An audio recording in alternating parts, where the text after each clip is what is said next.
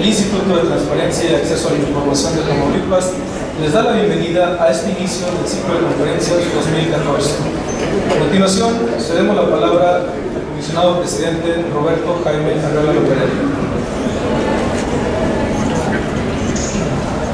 Gracias a todos, queridos amigos. Como siempre es un gusto saludarlos, volverlos a ver en este evento. Y al saludarlos queremos agradecer en nombre del Instituto de Transparencia y Acceso a la Información de Tamaulipas su presencia al inicio de actividades del ciclo de conferencias magistrales en materia de información, transparencia y detección de cosas. Los comisionados que integramos el pleno de Ontario estamos convencidos que la promoción del derecho de acceso a la información es elemento imprescindible en la generación de cultura de transparencia en la función pública, razón por la cual esta actividad se ha convertido en parte fundamental en la estructura de nuestro plan de trabajo.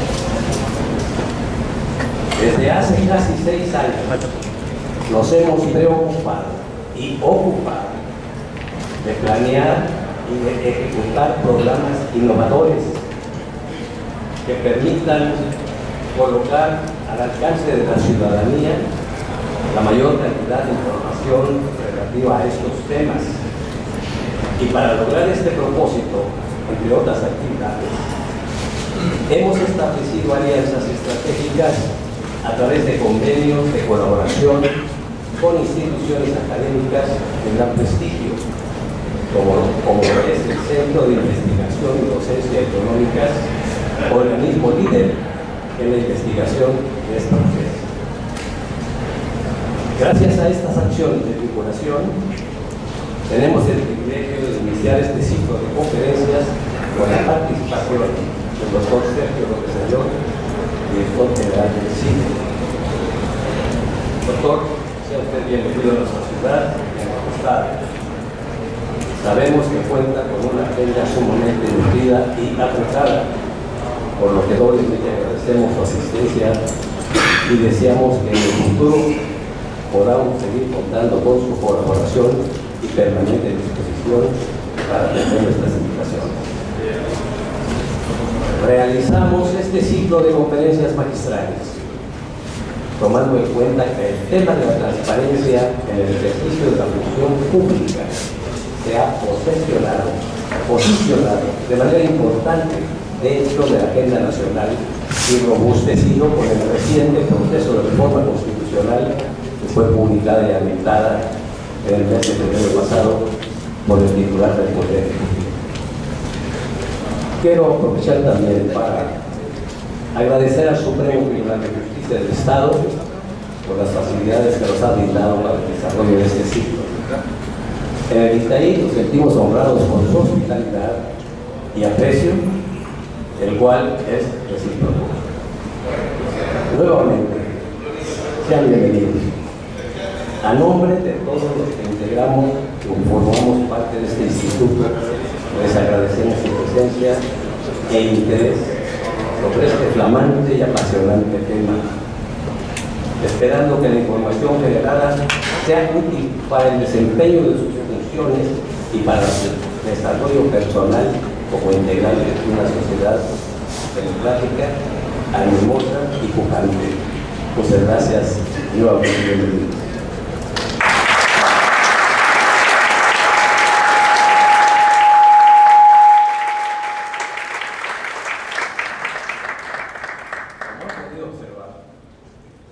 Nos acompaña el señor presidente municipal de Victoria.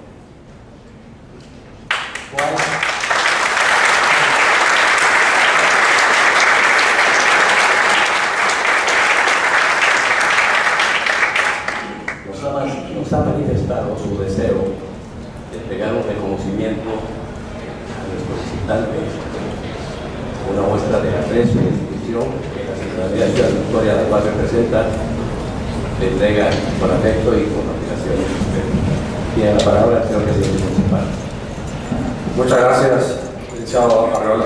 Agradezco mucho al Instituto Tamaulipeco de Acceso a la Información que en este evento que ustedes tienen aquí con nuestro distinguido visitante nos haya permitido este espacio para hacer este reconocimiento, en donde agradezco también la presencia de mis compañeros del Cabildo, síndicos y regidores que me acompañan aquí para hacer este reconocimiento.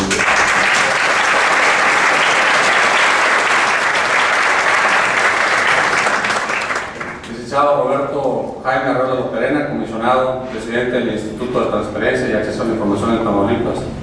Doctor Sergio López Ayllón, director general del Centro de Investigación y Docencia Económica.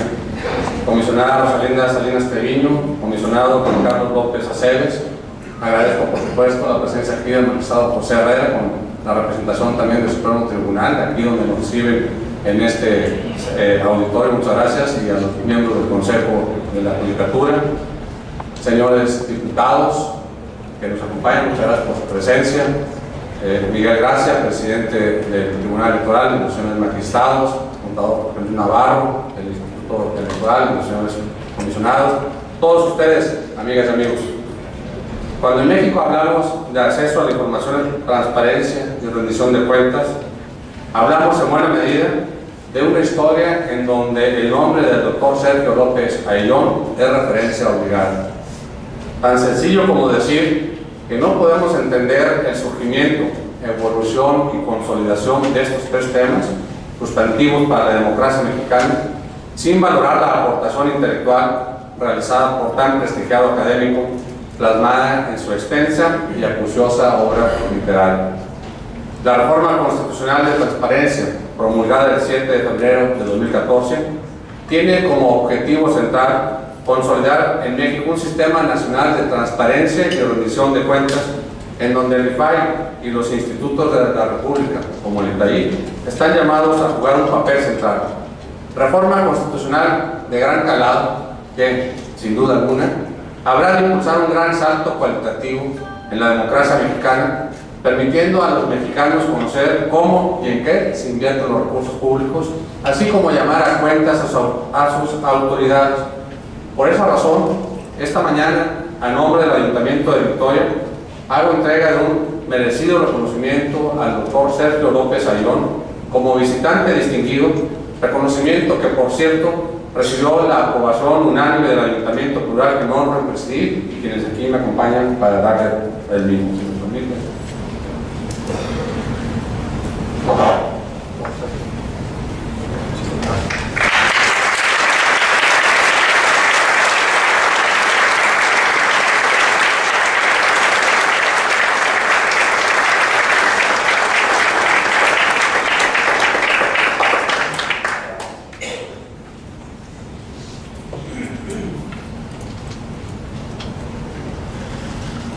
Aprovecho este momento para desear que el ciclo de conferencias 2014, organizado por el ITAI, alcance el objetivo de continuar difundiendo ampliamente en Tamaulipas el derecho de acceso a la información, la cultura de transparencia, la rendición de cuentas y la protección de datos personales.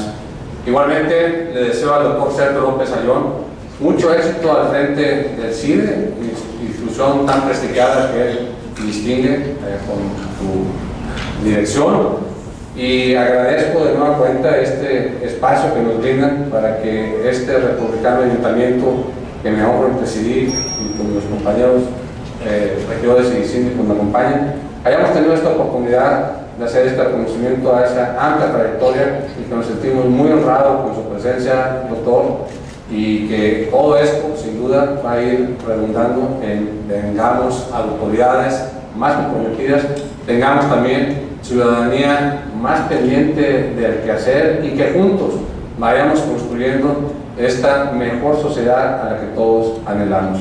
Muchas gracias y felicidades para todos.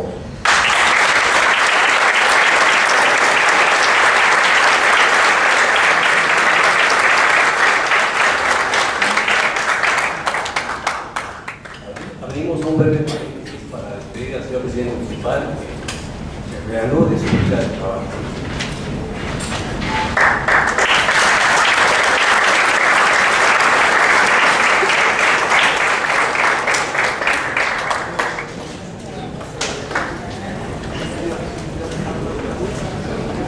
En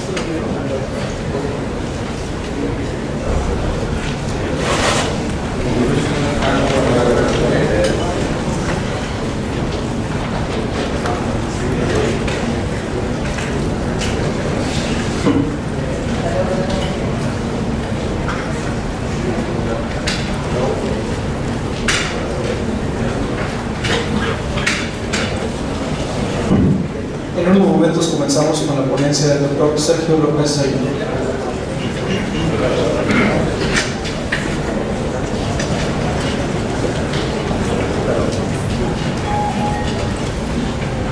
A continuación, me voy a permitir dar lectura a la semblanza del doctor Sergio López Ayón. Es licenciado y doctor en Derecho por la Universidad Nacional Autónoma de México. Obtuvo su maestría en Sociología del Derecho y Relaciones Sociales en la Universidad de Derecho, Economía y Ciencias Sociales de París. Actualmente es profesor investigador del Centro de Investigación y Docencia Económicas, CIDE, institución a la cual ingresó por concurso en 2004 y en la que actualmente se desempeña como director general. Es miembro del Sistema Nacional de Investigadores, nivel 3, de la Academia Mexicana de Ciencias, entre otras asociaciones. Ha participado en diversos cuerpos colegiados y actualmente es miembro del Consejo Rector de Transparencia Mexicana, del Center for Youth and Mexican Law de la Universidad de Houston, del Comité de Transparencia del Infonavit y desde hace 5 años jurado del Harvard Stanford International Junior Faculty Forum. Previamente fue investigador titular definitivo del Instituto de Investigaciones Jurídicas de la UNAM, donde también se desempeñó como jefe de la Unidad de Comercio Internacional y secretario académico. Bueno, pues con ustedes el doctor Sergio López Ayón. Bienvenido.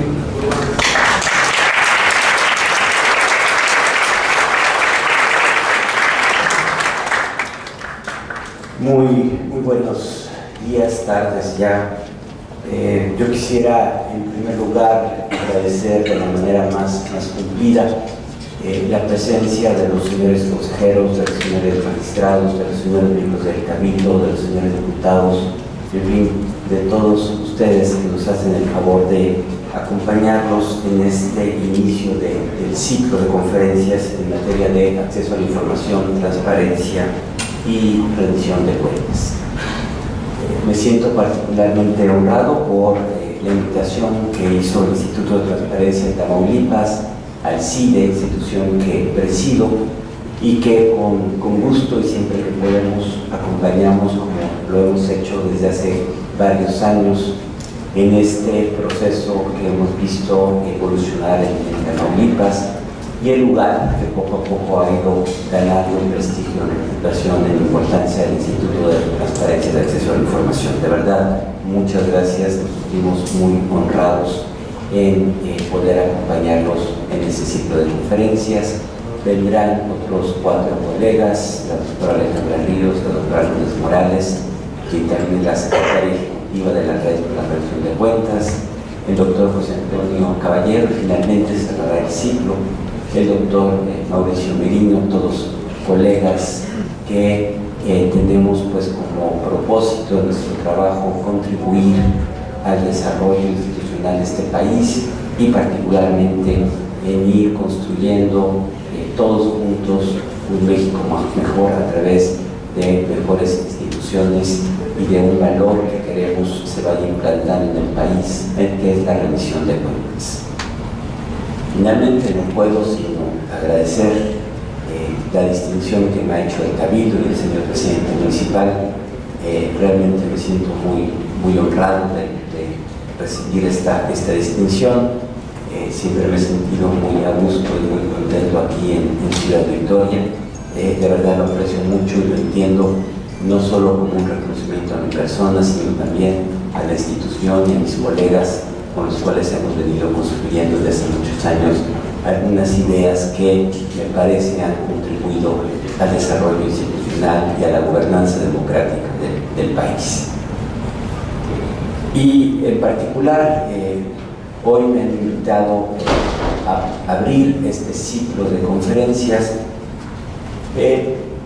con esta idea de los cambios normativos, pero yo más bien creo que lo voy a enfocar a entender cuál ha sido el desarrollo constitucional en materia de acceso a la información y al mismo tiempo a tratar de esbozar cuáles van a ser algunas de las consecuencias normativas que tuvo esta reforma de 2013, que sin duda van a impactar en el desarrollo institucional que hasta ahora ha venido teniendo Tamaulipas. Me voy a referir en concreto a algunos de los dilemas que plantea la elaboración de una ley general en materia de transparencia, acceso a la información y datos personales. Verán ustedes que hay muchas preguntas abiertas respecto a cuáles van a ser las características de este nuevo instrumento normativo, y me parece que podremos acabar con alguna reflexión prospectiva de qué es lo que podemos esperar en los próximos años. A esta conferencia seguirán otras que quizás abordarán estos problemas desde perspectivas diversas, el de política pública, el de archivos, finalmente la visión muy amplia política de gobernanza democrática que presentarán ustedes Mauricio Merino. Quizás vale la pena iniciar por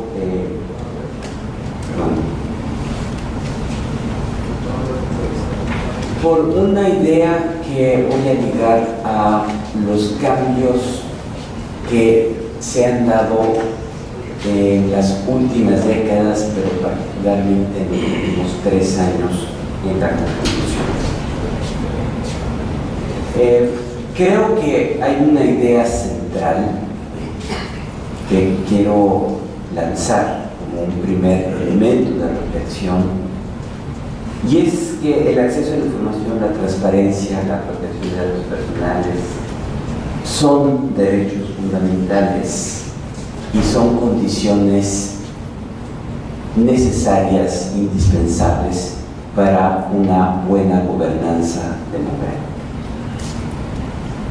Esto hay que entenderlo así en un contexto de cambio acelerado en el diseño y en la normativa constitucional. Tiene un punto de inflexión con las reformas de 2011 al artículo 1 constitucional, que transforma la visión tradicional que teníamos en el país de las garantías individuales y nos introduce de lleno en el complejo mundo, pero fundamental, de los derechos humanos, los derechos fundamentales, que establece como primera obligación para cualquier autoridad de este país la protección, la promoción, la garantía, el respeto a los derechos humanos, que también se conjuga con modificaciones al instrumento de protección paradigmático de estos derechos, que es el juicio de amparo, en las reformas que también suceden en 2011, y que acompañan una transformación institucional mucho mayor, cuyas consecuencias apenas empezamos a entender, y que tienen una expresión muy particular con las reformas que se hicieron. Probablemente es uno de los periodos de reforma constitucional más intenso en 2013, y donde una de las reformas justamente tiene que ver con estos temas que hoy nos ocupan.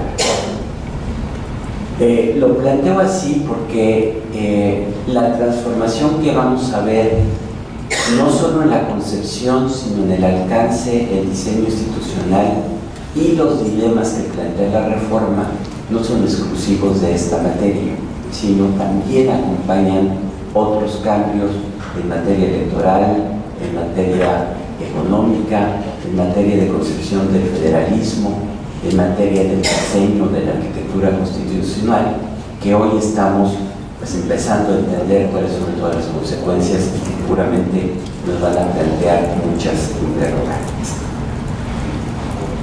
Voy a dividir mi exposición en 3 grandes apartados. Primero quisiera repasar rápidamente cuál fue la secuencia de reformas constitucionales, porque esta reforma de 2013 no la vamos a entender si no recordamos de dónde venimos y cuál ha sido el cambio que en poco menos de una década ha tenido la configuración del derecho de acceso a la información y al que hoy tenemos que sumar el de protección de datos personales. La segunda parte de la exposición me detendré con un poco de detalle en cuáles son los contenidos nuevos que introduce la reforma de 2013 y finalmente dedicaré una última parte a esbozar, como ya les había dicho, cuáles son las implicaciones, los dilemas que nos está planteando en el desarrollo de los instrumentos de la legislación secundaria de esta reforma y que va a ser sin duda materia de un intenso debate legislativo en los próximos meses. ¿De dónde venimos? Bien. El artículo 6 de la Constitución, sexto y séptimo, particularmente el sexto, contenía la concepción tradicional de las libertades de expresión e imprenta. Interesante hacerles notar que este artículo contiene básicamente, o contuvo hasta 1977, básicamente el mismo texto que venía de la Constitución de 1917, es decir, este artículo no se había reformado. La primera modificación, y ahí justo con muchas otras modificaciones, se da en 1977 en el contexto de la que en aquel entonces se llamó la reforma política, que le añade una frase que decía: el derecho a la información será garantizado por el Estado. La comprensión cabal de lo que quería decir esta frase dura casi 3 décadas, es un debate que se inicia en aquel momento y se concreta hasta la reforma constitucional de 2007, y que sin embargo fue con el paso del tiempo configurando lo que hoy ya es quizás un lugar común, el derecho de acceso a la información como un derecho fundamental, pero que en aquel momento no era tan claro que esto sucediera así. De hecho, no fue sino hasta final de la década, de la década de los 90, particularmente después de 1996, en que vía la interpretación que hizo la Suprema Corte de ese párrafo final del artículo 6, se fue configurando lo que hoy conocemos como derecho de acceso a la información. La Corte fue expresando en diferentes sentencias que en efecto el artículo 6 consagraba el derecho de todo ciudadano a la información, fue expresando que este derecho constituía una garantía individual expresada en los términos constitucionales de aquel momento, pero lo que ya no pudo hacer la Corte, y esto es perfectamente normal, fue establecer cuáles eran las bases para el ejercicio de este derecho. En otras palabras, a pesar de las dudas que existían en aquel momento, la interpretación constitucional fue configurando este derecho, ya lo identificaba claramente, pero no se sabía cómo se podía ejercer.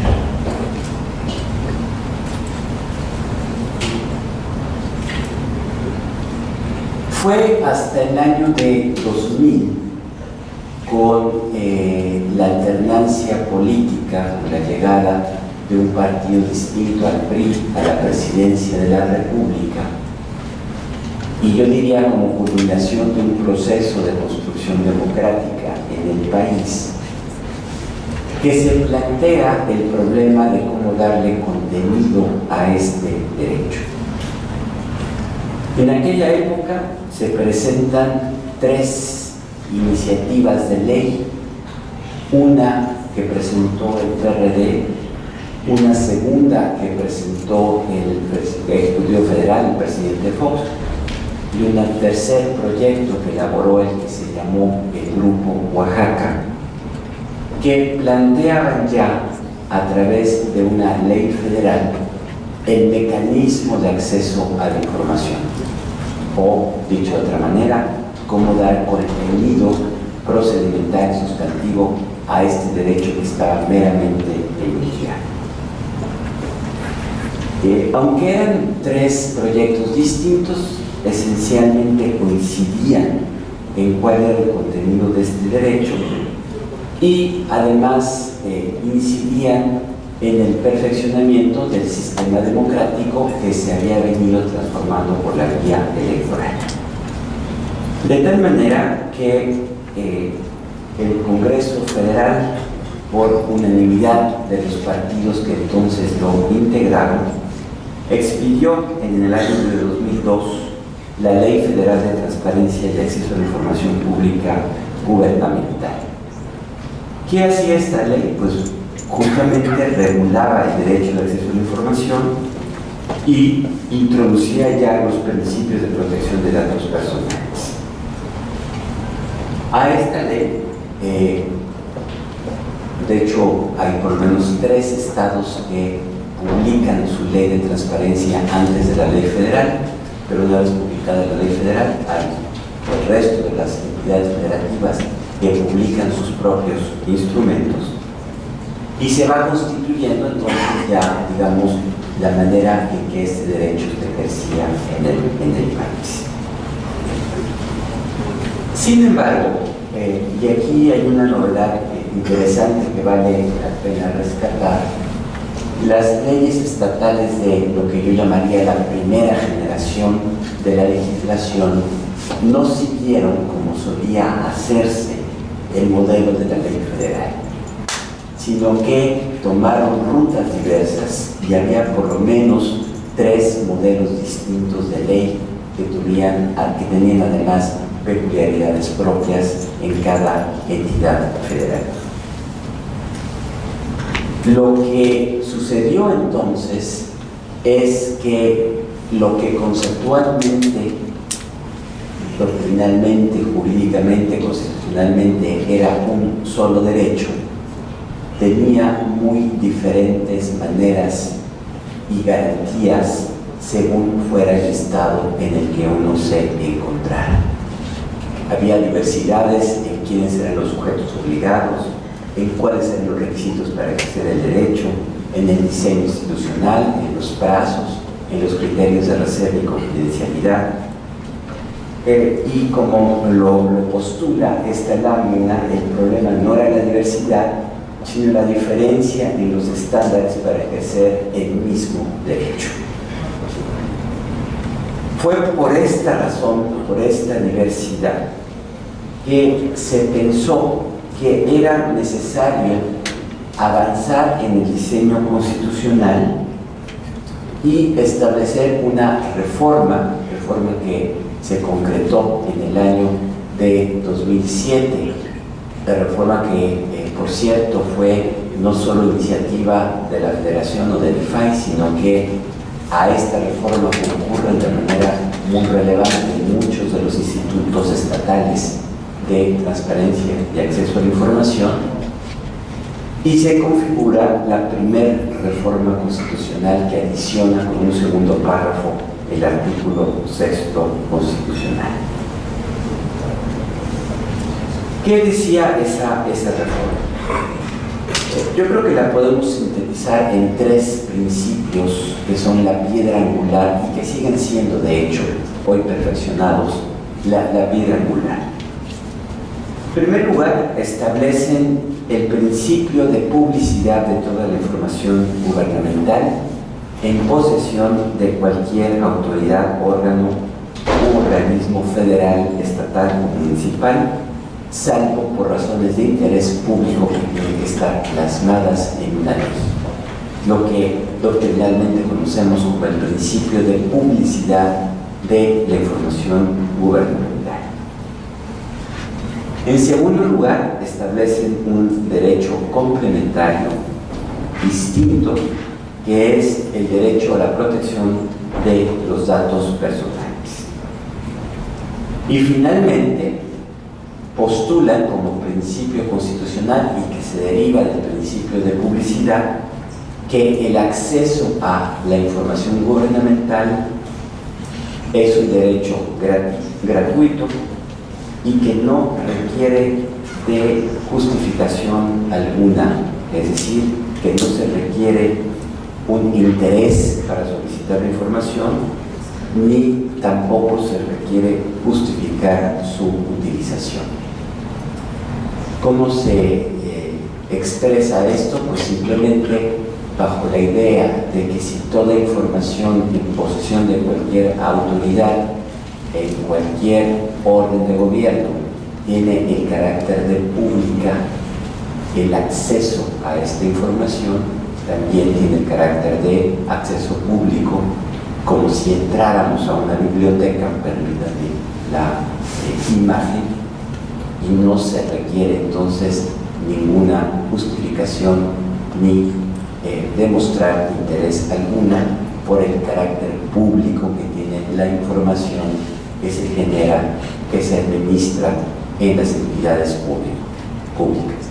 Obviamente, con algunas excepciones, obviamente con las características que puede tener la información reservada, obviamente también con la protección de datos personales, pero este es el principio que articula en esencia este derecho.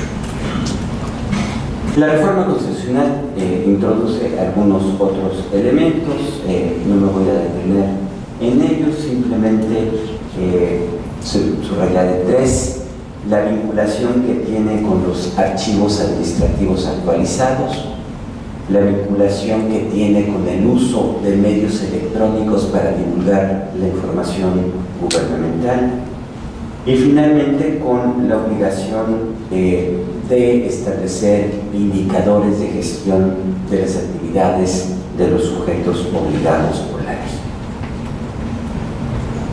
¿Cuáles fueron las consecuencias de esta reforma?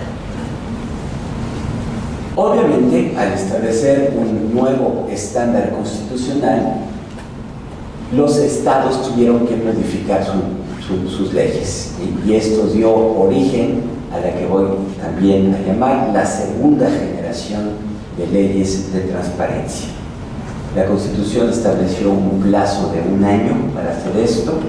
20 estados lo hicieron dentro de este plazo, 11 lo hicieron de manera extemporánea, y aquí anoto una perla, ¿no? Quien no cumplió con este plazo fue la Federación.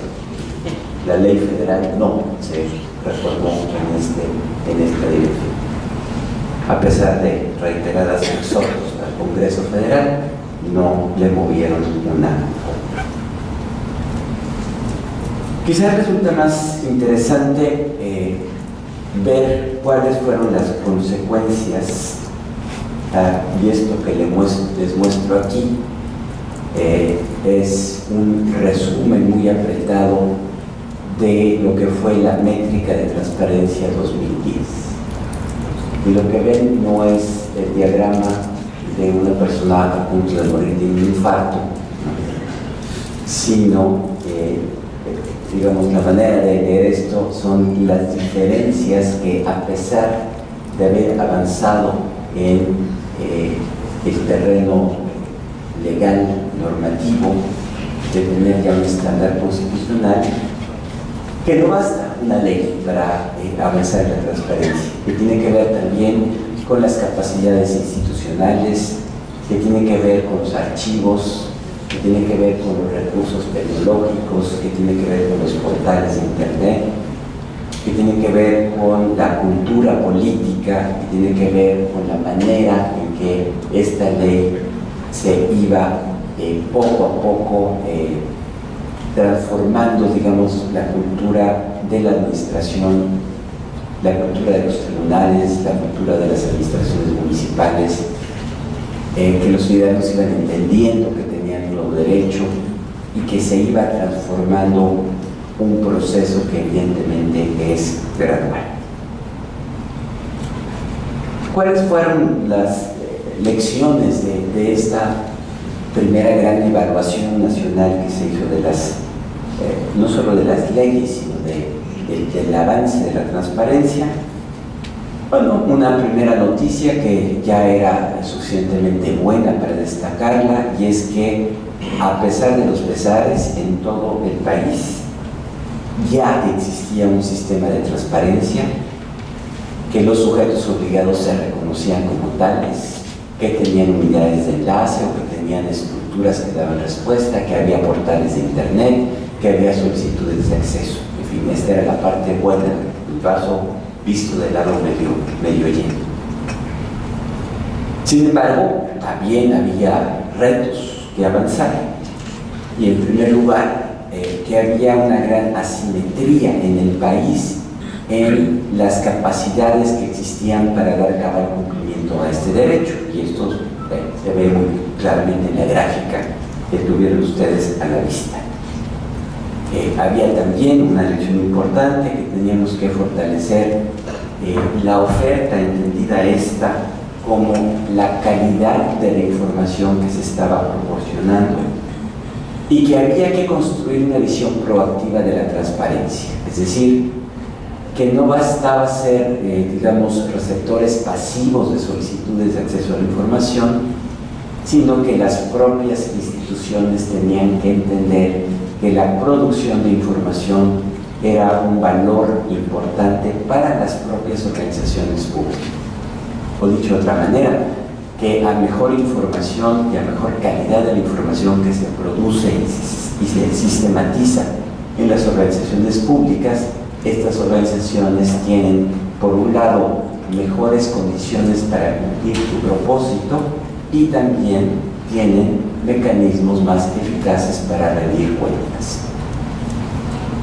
Finalmente, de la métrica también se desprendía que era importante fortalecer la demanda, es decir, promover el ejercicio del derecho de acceso, facilitar los mecanismos para que las personas pudieran tener acceso a la información y finalmente vincular esta idea de la transparencia con la rendición de cuentas. Sin duda, el problema más importante que identifica la métrica tiene que ver con la calidad de la información. Y esto quiere decir que no hay mecanismos para verificar que la información que se esté proporcionando sea verídica, o bien que tiene muy altos costos para las organizaciones la producción de la información, y sobre todo que no hay consecuencias para información de mala calidad. Y que entonces nos enfrentábamos pues a un problema estructural que tenía que ver con el manejo de la información en las entidades gubernamentales de todo el país. Allí estábamos, este era, digamos, el estado que guardaba la materia, cuando, y debo de confesarles que de manera un tanto inesperada, luego de la elección del presidente Peña Nieto, inmediatamente después de que él es declarado presidente electo, propone tres iniciativas. Propone una iniciativa para crear un órgano anticorrupción, iniciativa que sigue siendo debatida en el Congreso. Propone una iniciativa para crear una ley que regule la publicidad gubernamental.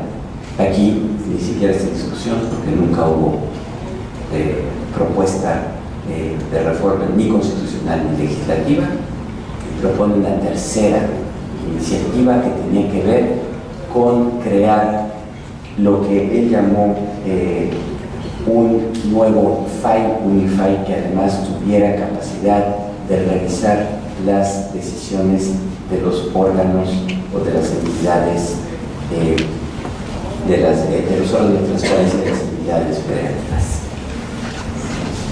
¿Por qué el presidente Peña Nieto lanza esta idea? Yo les voy a confesar que sigue siendo todavía un misterio. ¿Quién le dio la idea? ¿Cómo la procesaron? ¿Cuál era la concepción que tenía? Más bien, alguna explicación que se ha avanzado es que el presidente quería lanzar una señal de que el retorno del Partido Revolucionario Institucional al poder no era una regresión, sino que iba a ser, o que había un compromiso democrático, que era un compromiso con la transparencia, con la rendición de cuentas, con la lucha anticorrupción, y que la manera de plasmar esto era darle una mayor fortaleza al organismo emblemático de la transparencia, que era el IFAI, y que los problemas de acceso a la información y a la transparencia que había en las entidades federativas se podían resolver por esa vía.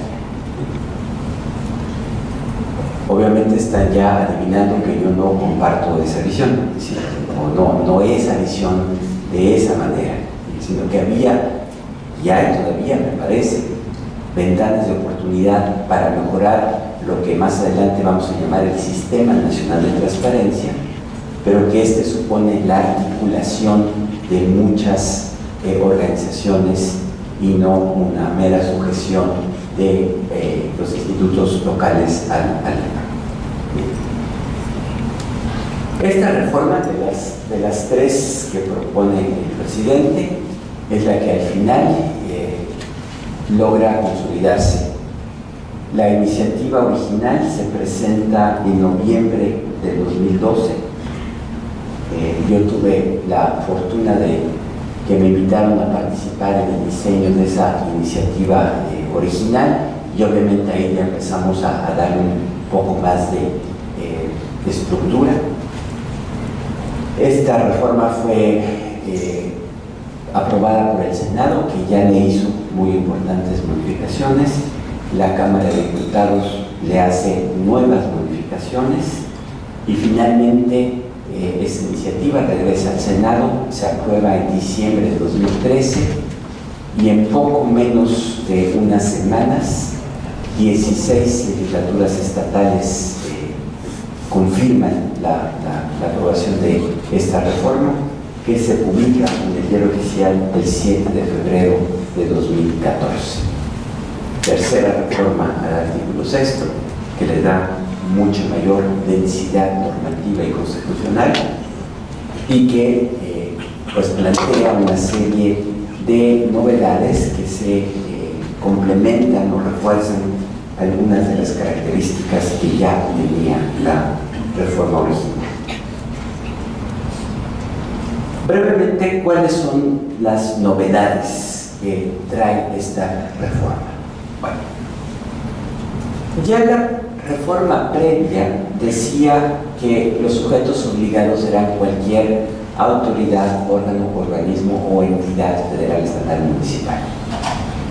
Lo que hace esta reforma es que desdobla estos conceptos sintéticos y entonces explicita a todos los sujetos obligados, los poderes legislativo, ejecutivo, judicial, los organismos constitucionales autónomos, las universidades públicas, y añade dos.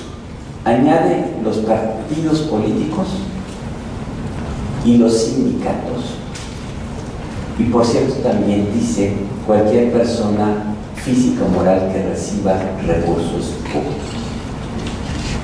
Vamos a ver que particularmente estos dos, los sindicatos y las personas físicas que reciben recursos públicos, van a implicar ciertas modalidades en el ejercicio de acceso que van a tener que ser objeto de la regulación federal, porque no es toda la transparencia sindical, es únicamente respecto de los recursos públicos que reciban los sindicatos. Y también hay que entender qué quiere decir que una persona física que reciba recursos públicos es un sujeto obligado, porque, por ejemplo, un becario de CONACYT o una persona que recibe un apoyo de algún programa social, pues en rigor es un sujeto obligado, pero no se les puede exigir de manera directa el acceso a esa información, sería muy complicado, y vamos a tener que diseñar los mecanismos a través de los cuales se pueda dar contenido a esta obligación constitucional. Segunda novedad que tiene la reforma, que también ya estaba, aunque en forma telegráfica en la otra, pero ahora ya de manera muy clara, establece la obligación de todos los funcionarios de documentar el ejercicio de las facultades, competencias y funciones. Esto es muy importante porque entonces no solo deriva un principio de publicidad de la información gubernamental, sino que está correlacionado con la obligación constitucional que tenemos los funcionarios de documentar lo que hacen. Entonces, esto viene, digamos, a complementar esta idea de publicidad para sumarla a la idea de documentar el ejercicio de la función pública y que obviamente va a tener implicaciones para la rendición de cuentas. Tercer lugar, la reforma modifica el lenguaje de indicadores de gestión para transformarlos en indicadores de rendición de cuentas, es decir, aquellas que dan cuenta de los objetivos y los resultados de la acción de las organizaciones públicas. Esto también va a generar con el tiempo una importante transformación de la manera en que las organizaciones públicas tienen que dar cuenta de sus resultados a partir de sus objetivos. Justamente hace algunos momentos platicábamos con el presidente municipal, quien fue previamente presidente del Tribunal Superior, y hablamos, por ejemplo, como el sistema de indicadores que tiene el Poder Judicial del Estado justamente abona en que se construye la información y que se puede después traducir en estos indicadores de rendición de cuentas.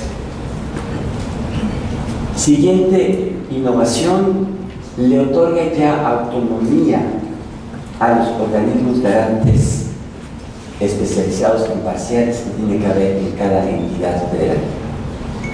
Aquí, si ven ustedes, ya la reforma constitucional no pensó solo en el IFAI, sino entendió el legislador que no había que fortalecer solo al organismo federal, sino que había que fortalecer también a los organismos estatales, los organismos garantes de las entidades federales.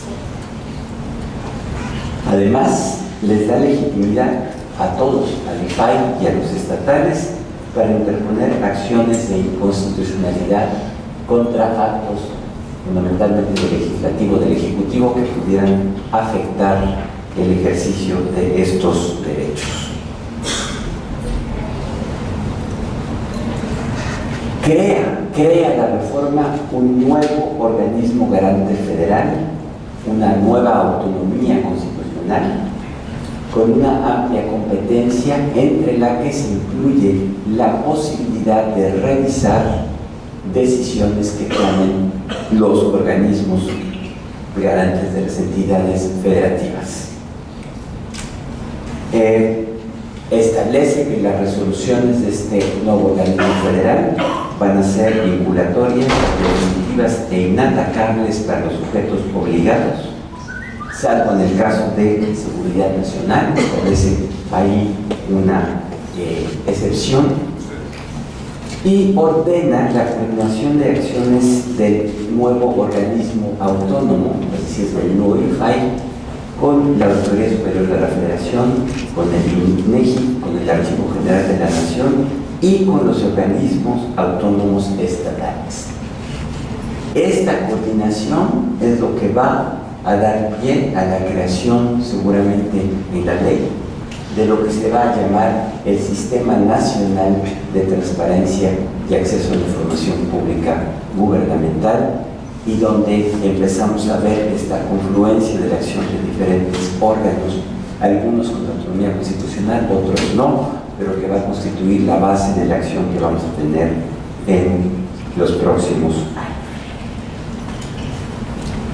La reforma constitucional, en particular aquella que se le hace al artículo 73, establece la obligación para el Congreso Federal de expedir una ley general que desarrolle literalmente los principios, bases y procedimientos en materia de transparencia gubernamental, acceso a la información y protección de datos personales. redacción del artículo 73 mandata también al Congreso a que expida una nueva ley general en materia de organización y administración de archivos. Las traigo a colación porque vamos a ver que son dos leyes que van a estar íntimamente vinculadas y que hay zonas de convergencia que va a haber que resolver y que no está muy claro cómo va a suceder. Resumiendo lo que les comentaba, entonces, esta nueva ley general va a tener que desarrollar los principios, las bases y los procedimientos en materia de transparencia, acceso a la información, datos personales, y se va a vincular con la materia de archivos. Esto que parece sencillo plantea desafíos normativos muy importantes, inéditos en la tradición legislativa del Congreso Federal, y evidentemente van a ser objetos de un debate que ya está siendo muy intenso. ¿Por qué? Porque se trata de una ley general. Una ley general que, por otro lado, reconoce que la competencia federal no es una competencia nacional, es una competencia que le corresponde a la Federación y que, por lo tanto, hay una competencia originaria en la materia que sigue correspondiendo a las entidades federales. ¿Cuál debe ser entonces el contenido de la ley general? Y aquí conviene recordar que hay una evolución, y por eso al inicio de la plática les decía, este cambio se da en el cambio, en la evolución constitucional más amplia, que ha ido modificando lo que hoy entendemos como una ley general, simplificando algo que es mucho más complejo de lo que les voy a decir.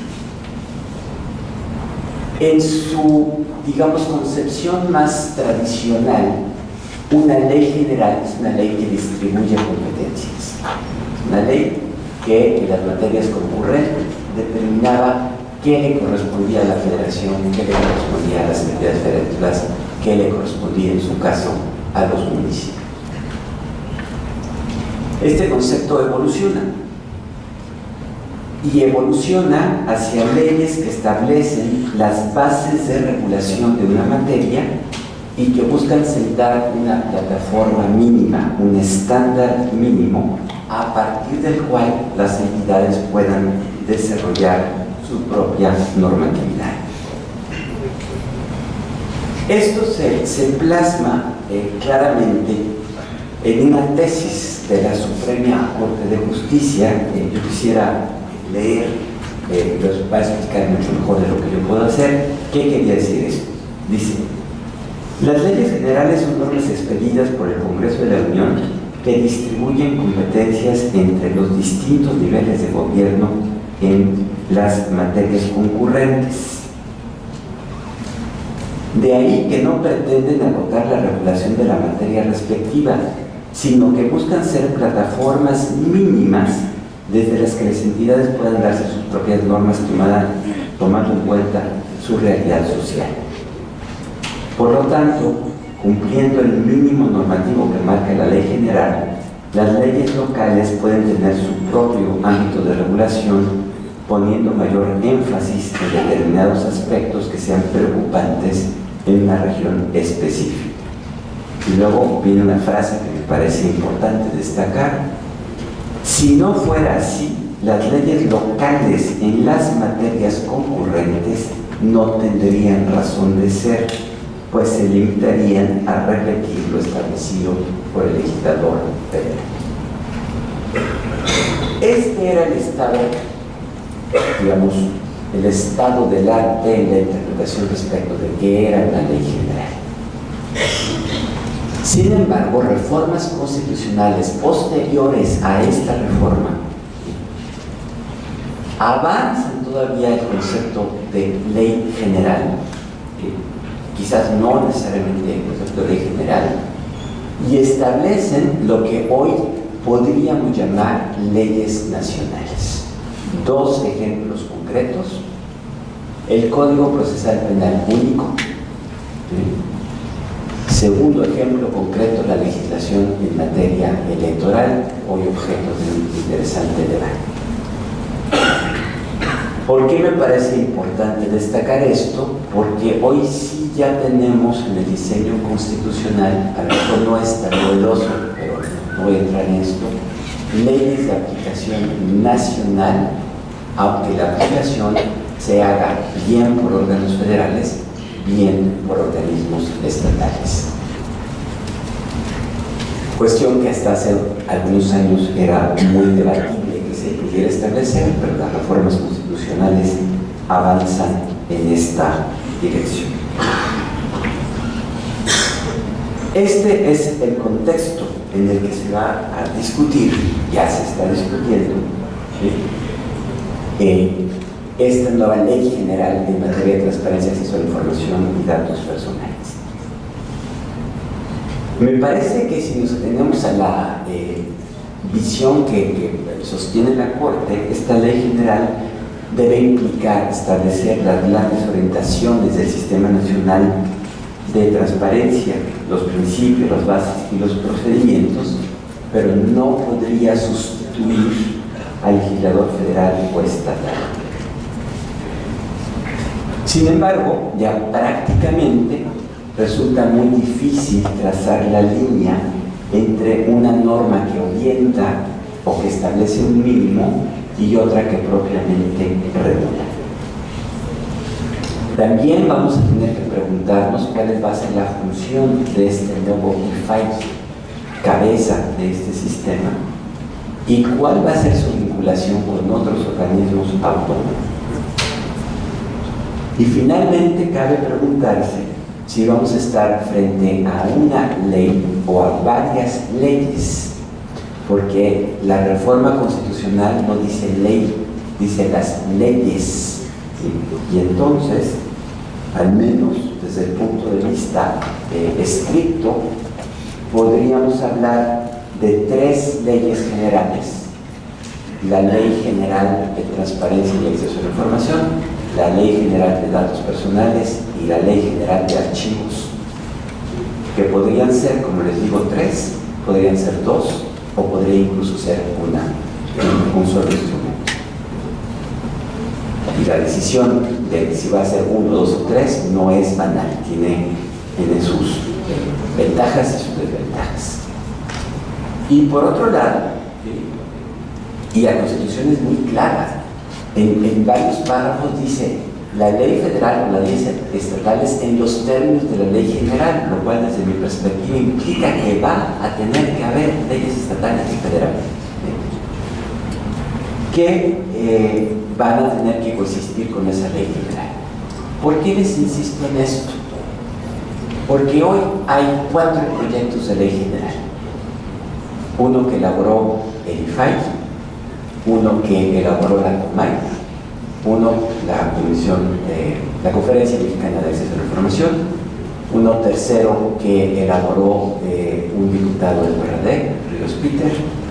Hay un cuarto proyecto que elaboró un colectivo de organizaciones sociales encabezadas por el artículo 19, fundar el colectivo por la transparencia.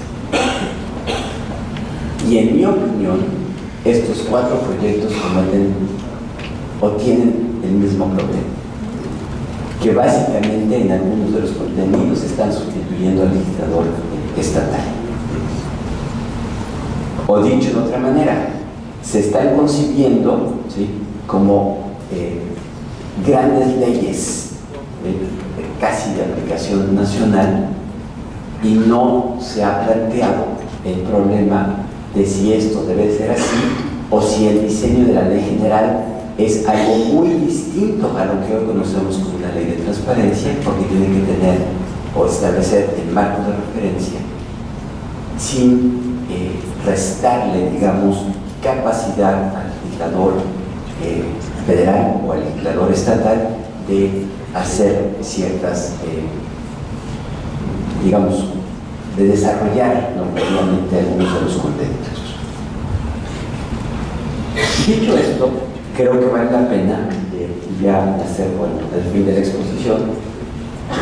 No se ve muy bien, porque la Constitución dice principios, bases y procedimientos. La pregunta es, ¿y cuáles son esos principios? ¿Cuáles son esas bases? ¿Cuáles son esos procedimientos? De manera muy rápida, aquí les enuncio. Se pueden identificar cuáles son los principios: el principio de publicidad de información gubernamental, el principio de máxima publicidad, el principio de documentación de las funciones, competencias y facultades, el principio de reserva de ley para declaraciones de inexistencia de información, el principio de reserva de ley para determinar información confidencial y reservada, el principio de reserva de acceso gratuito a la información y a los procedimientos de revisión, los principios de actuación del órgano garante federal y los principios en materia de datos personales gubernamentales, que son los principios de consentimiento, información previa, licitud, calidad, confidencialidad y seguridad. Estos que les acabo de enunciar así rápidamente son los famosos principios. La pregunta es, ¿cuál es el desarrollo normativo de estos principios? Las bases, ¿cuáles son las bases que tendría que estar o ser el contenido mismo de la ley? Los mecanismos de acceso a la información, los procedimientos de actuación de expeditos, las garantías de los órganos garantes, los archivos administrativos actualizados, la publicación por medios electrónicos, las sanciones por inobservancia, la coordinación entre el órgano garante federal y los otros organismos, y finalmente los procedimientos de acceso a la información, de ejercicio de derechos a el recurso de la revisión ante el órgano garante que debe ser expedito, los procedimientos de clasificación y reserva de información, de inexistencia de información, las medidas de apremio y finalmente los procedimientos para conocer impugnación de los particulares contra resoluciones de los órganos garantes estatales, el procedimiento para conocer recursos de revisión de interés y trascendencia de los órganos garantes, es decir, la facultad que tiene el IFAI de atraer asuntos de los órganos garantes estatales, el procedimiento para sustanciar recursos de revisión ante la Suprema Corte de Justicia de la Nación en materia de seguridad nacional y el procedimiento aplicable por la Suprema Corte de Justicia de la Nación para conceder recursos de revisión en asuntos jurisdiccionales. Esto es, si fuera el resumen, cuál debería ser, en mi opinión, por lo menos el contenido de esta ley general. ¿Cuáles son los problemas? Pues, ¿cuál es el grado de detalle? ¿Qué tanto debe el Congreso meterse? Un solo ejemplo, en materia de obligaciones de transparencia, información que debe estar en Internet. ¿Debe ser un catálogo exhaustivo que vaya hasta el último detalle de la información? ¿O debe ser meramente los grandes principios que deben orientar la publicación de información en Internet? Segunda pregunta, ¿cómo se van a establecer los estándares? Por ejemplo, en términos de plazos. ¿Van a ser estándares mínimos o van a ser estándares máximos? ¿Cuáles van a ser los estándares para los procedimientos de clasificación y de inexistencia de información? De nueva cuenta, debe ser, como lo proponen algunos, básicamente regular, de manera que los legisladores estatales ya básicamente solamente tienen que reproducir lo que ya está, o deberían ser una cosa más general. ¿Sí? En materia de archivos, les decía que hay una zona importante de confluencia. ¿Por qué? Porque la Constitución establece la obligación de documentar todo acto de autoridad. Y la pregunta es, ¿cómo se va a regular esta obligación y en qué ordenamiento jurídico? ¿En la ley de archivos o en la ley de transparencia? Y el principio también de preservación de los documentos en archivos administrativos actualizados. ¿Es materia de la ley de transparencia o es materia de la ley de archivos? Tema que no va a ser menor. ¿Hasta dónde se va a regular la documentación de ejercicio de los recursos públicos, las obligaciones de transparencia? ¿Hasta dónde se van a regular los indicadores que permiten rendir cuentas del cumplimiento de las obligaciones?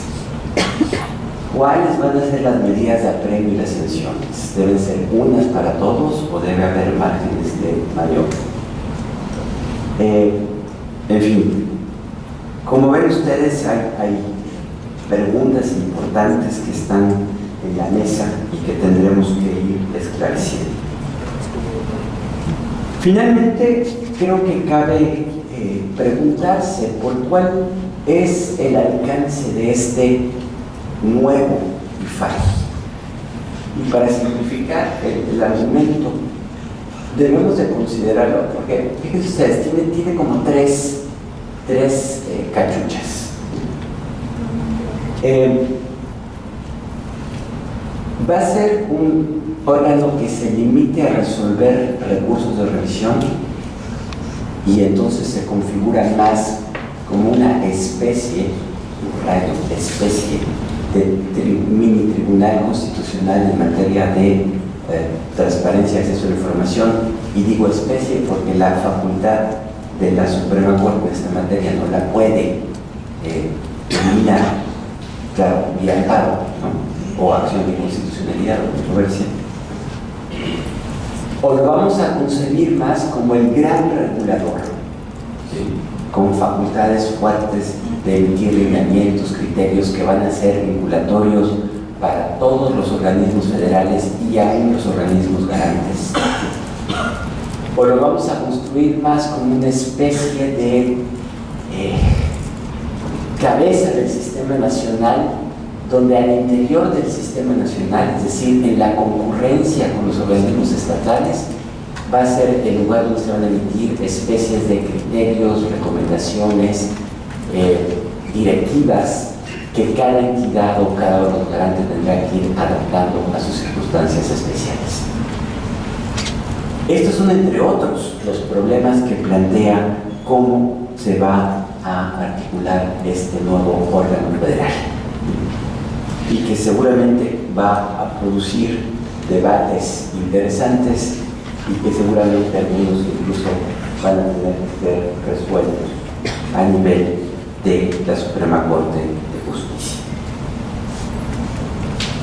Concluyo,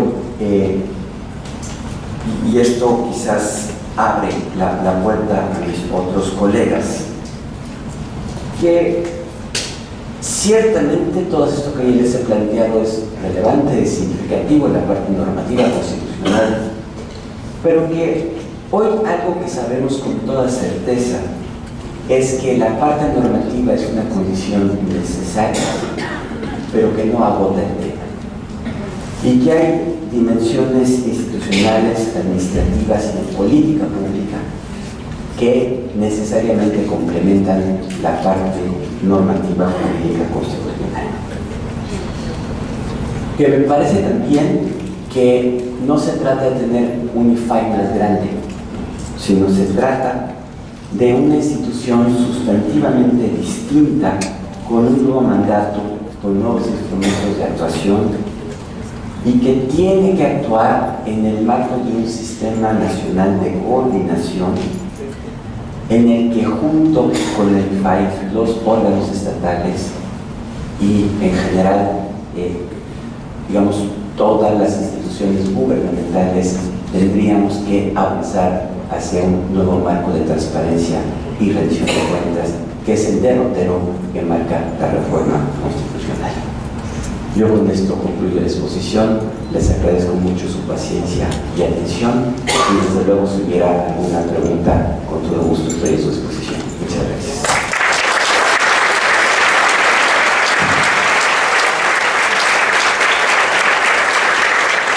Agradecemos la ponencia del doctor Sergio López Ayllón, y como bien lo señala el doctor, queda abierta la etapa de preguntas y respuestas. Quien quiera participar, le van a acercar un micrófono y con gusto puede realizar su pregunta.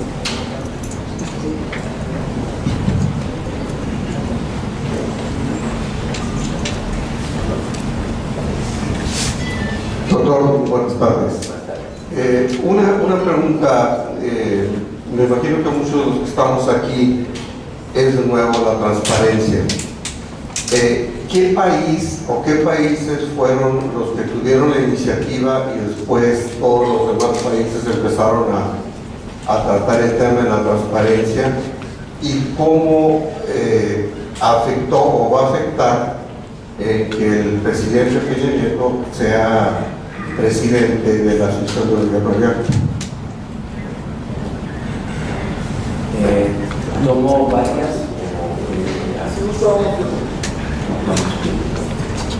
A ver,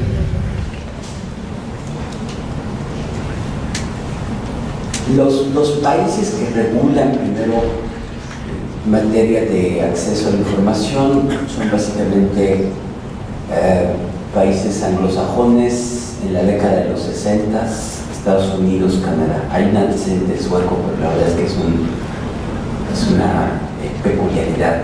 Realmente el proceso de legislación en la materia empieza en los 60, 50, 60 y tiene una etapa muy importante de expansión a partir de 1989, la caída del muro de Berlín, en la que la mayor parte de los países democráticos del mundo, y viviéramos a 2010, tienen leyes de acceso a la información o sus equivalentes.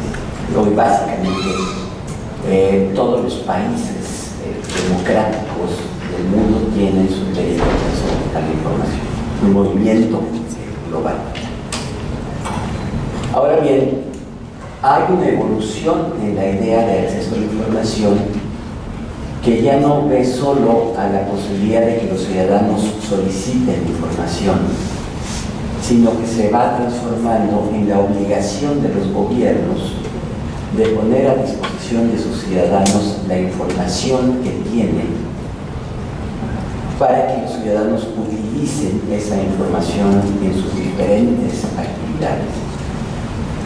Y hacerlo no solo de manera, digamos, en documentos PDF, sino de poner incluso las bases de información, los documentos, de manera que sean utilizables por los ciudadanos y que puedan ser, vamos a decirlo así, explotables o reutilizables o, digamos, que se pueden usar para diferentes propósitos.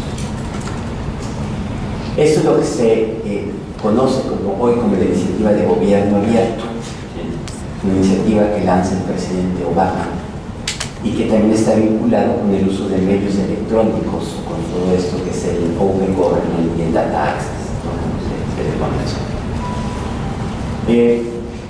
Hoy estamos, digamos, incluso la agenda digital del gobierno del presidente Peña Nieto está proponiendo una transformación muy importante en la manera en que se divulga la información gubernamental.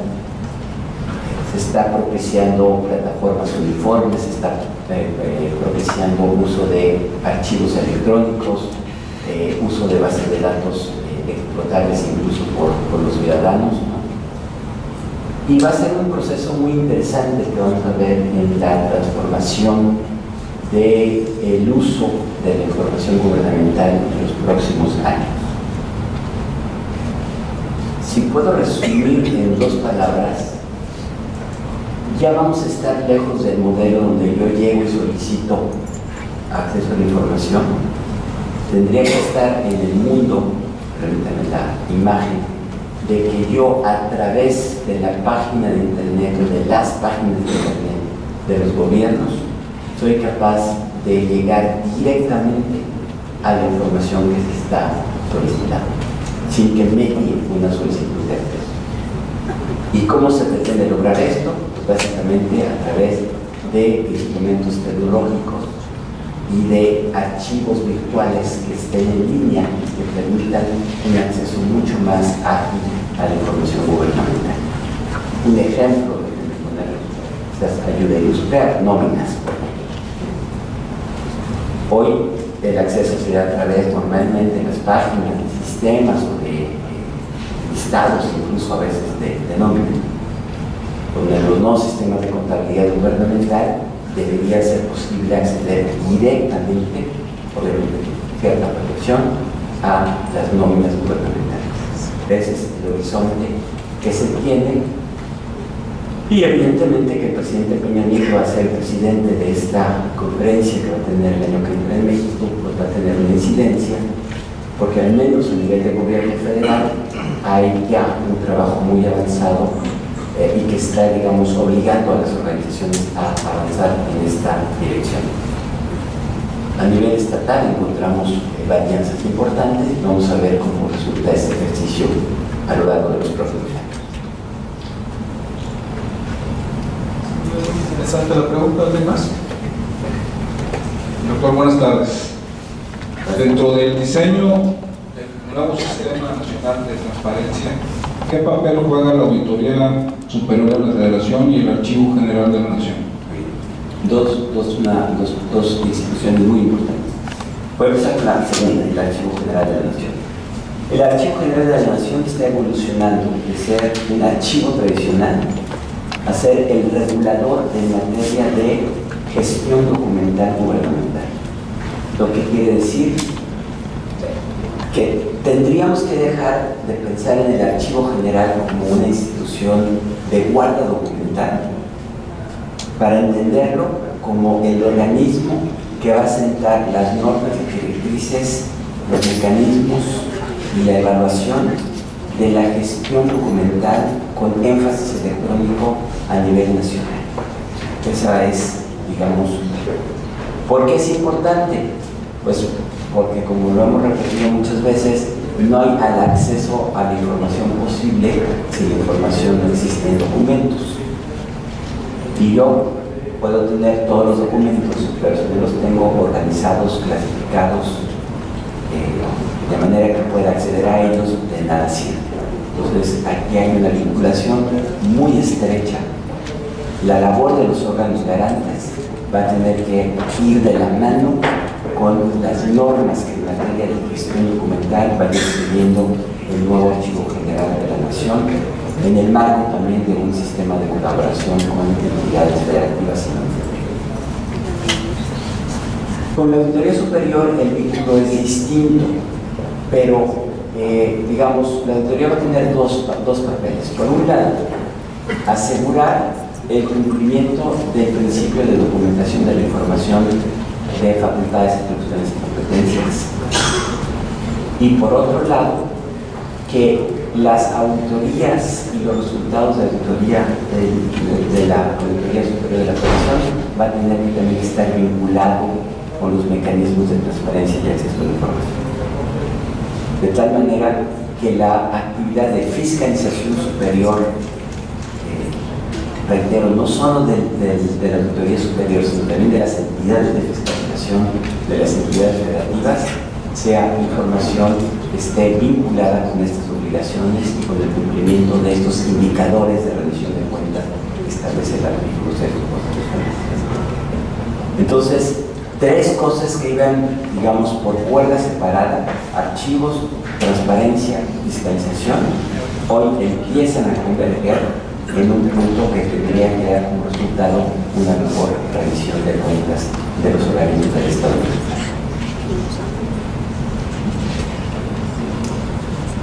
¿Otra pregunta en la cabeza?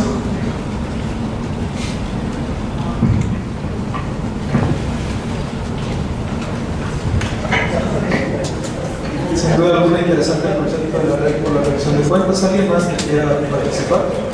Adelante. Gracias, doctor. Nada más una pregunta muy breve. ¿El CIDE actualmente tiene algún mecanismo de dar seguimiento al avance que han tenido las entidades federativas en el cumplimiento de estas obligaciones? Propiamente de los indicadores que establece ahora que refirió el sector constitucional, ¿el CIDE le ha estado en seguimiento a esto o tiene algún documento que podamos consultar? Estamos justamente en eso. La COMAI lanzó una convocatoria para hacer la prueba de la métrica de transparencia en 2014. El CIDE concursó, ganó por así que se sacó la raza del tigre, y estamos justamente en el proceso de hacer la evaluación del estado de transparencia a nivel nacional, y a diferencia de la de 2010 se introdujeron nuevos elementos. Uno de ellos va a ser tratar de medir si se cumple nuestra obligación de tener indicadores y en qué sentido. El resultado de este trabajo va a estar disponible, calculo yo, para octubre de este año. Va a ser interesante porque va a sentar una línea de base para comparar en el tiempo cuál fue el efecto de esta reforma constitucional. Estamos en ello justamente. Próximamente vendrá la doctora Alejandra Ríos. Ella es la que encabeza el equipo del CIDE que está haciendo este trabajo a nivel nacional. Entonces, una pregunta, bueno, dos preguntas más, y ofreciendo de antemano una disculpa a las personas que nos acompañan en segunda planta. Por cuestión de tiempo, dos preguntas más y terminamos esta sesión. Muy buenas tardes, doctor. Mi pregunta va referente a los mecanismos que se van a utilizar por medio de tecnologías de información y comunicaciones para poder salvaguardar la información en el caso de datos personales, dado a que las fuentes son sumamente heterogéneas e incluso redundantes en muchos ámbitos. ¿Qué mecanismo se va a utilizar para poder garantizar la salvaguarda de la información y que ésta no sea utilizada con otros fines diferentes por los que fue primordialmente recolectada? Muchas gracias. Estupenda pregunta. Lástima, no tuve tiempo de abordar el tema de datos personales, que es otra gran revolución que vamos a ver, particularmente en términos del manejo y administración de los sistemas de información con datos personales, que los gobiernos tenemos y manejamos muchísimos datos personales, y está ya establecido como un derecho constitucional también la salvaguarda de los datos personales. Esto va a implicar medidas técnicas de seguridad en el manejo de los datos personales, de las cuales estamos muy poco preparados en general, ¿no? Ahí hay un tema enorme que valdría la pena quizás después abordar con mayor detalle. Va a ser un tema muy importante y muy interesante, porque en efecto hoy muchas bases de datos personales se manejan con enorme ligereza, por decirlo de, ¿no? Ahí hay mucho trecho que avanzar. Buenas tardes, doctor. Mi pregunta va enfocada a el concepto que usó usted, o más bien que ya está definido por la Corte en cuanto a las leyes generales y la obligatoriedad de aplicación en las leyes estatales. Y en su exposición hizo una referencia, una alusión muy clara, que dijo que había una frase significativa en la tesis de la Corte que diferencia las leyes generales de las estatales, en que las estatales no pueden rebasar a las disposiciones de las leyes generales. Sin embargo, en los últimos conceptos que han estado usando para la armonización de las leyes, semánticamente usan el concepto de que no difiera la ley estatal de la ley federal en un concepto más. Y la diferencia que señala usted acá en su expresión, hay algo así que yo quisiera que me aclarara, por favor. Gracias por la pregunta, y déjame serle muy honesto, o sea, no está claro.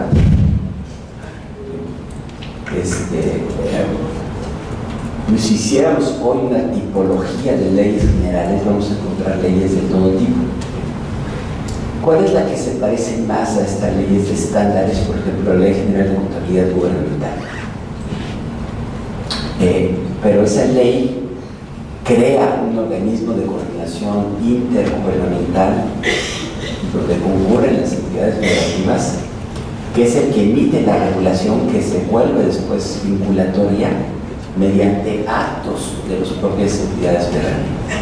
O sea, lo que quiero decir es que en la medida que seguimos siendo, hasta donde lo entiendo yo, un Estado federal, ¿sí?, esta visión centralizadora, ¿verdad?, me parece incorrecta. parece incorrecta y no acabamos de entender que no vivimos en un Estado central. Hay una especie como de reacción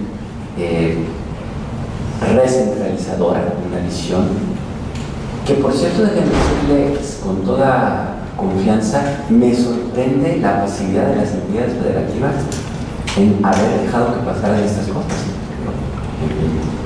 Tendrá que ver con la política, seguramente. Pero me parece que ahí hay un debate que no estamos viendo respecto a cuál es el alcance de las facultades normativas del Congreso en este tipo de casos. En fin, allí hay un debate muy interesante, me parece que va mucho más allá de esta materia, pero que yo quisiera pues transmitirles porque el federalismo sigue siendo una piedra angular del sistema político y jurídico mexicano, y me parece que hoy está en medio de una profunda revisión de sus conceptos básicos, y que pues de este debate va a depender muchas cosas para el futuro de la nación. Bueno, pues con esto concluimos la etapa de preguntas y respuestas. El Instituto de Transparencia le agradece al doctor Sergio López Ayllón por su participación y a cada uno de ustedes, y los invita para que nos acompañen el próximo lunes 9 de junio en punto de las 11 de la mañana en la Casa de la Cultura Jurídica con la conferencia La Transparencia como Política Pública por la doctora Alejandra Ríos Cázares. Le recordamos también que al acreditar el 80% de asistencias, el Instituto de Transparencia está otorgando una constancia de participación.